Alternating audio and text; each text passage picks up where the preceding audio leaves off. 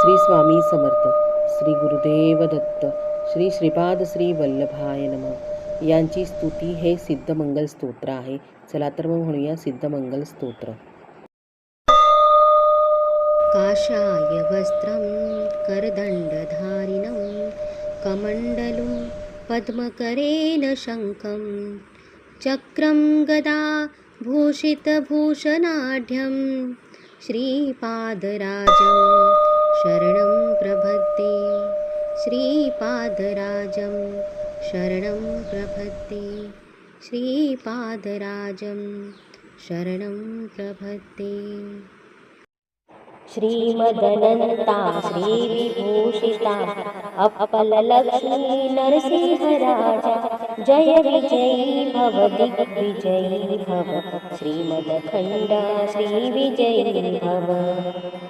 श्रीविद्याधरी राधा सुरेखा श्रीराखीधरा श्रीपादा जय विजयी भव दिग्विजयी भव श्रीमदखण्डा श्रीविजयी भव.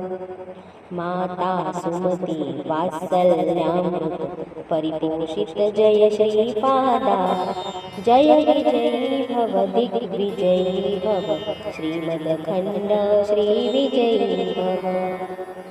सत्यऋषीश्वर दुहितानन्दन पप्पनार्यनुत श्रीचरणा जय विजयी भव दिग्विजयी भव श्रीमदखण्डा श्रीविजयी भव.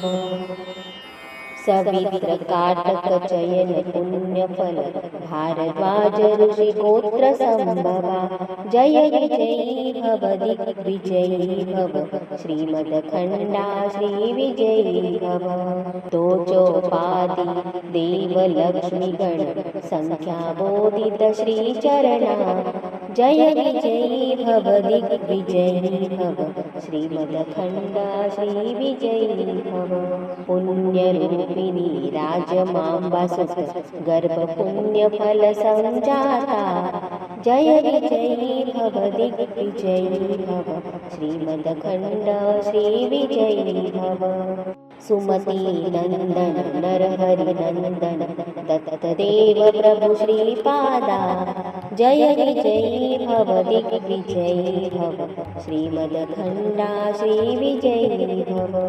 पीठिकापुरा नित्यविहारा मधुमती दत्ता मङ्गलरूपा जय विजयी भव दिग्विजयी भव श्रीमदखण्डा श्रीविजयी भव.